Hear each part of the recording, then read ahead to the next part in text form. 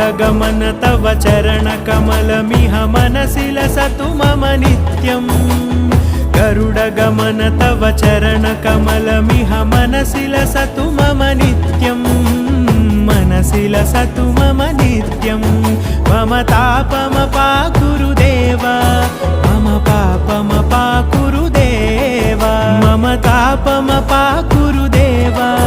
मम पापमपाकुरु देव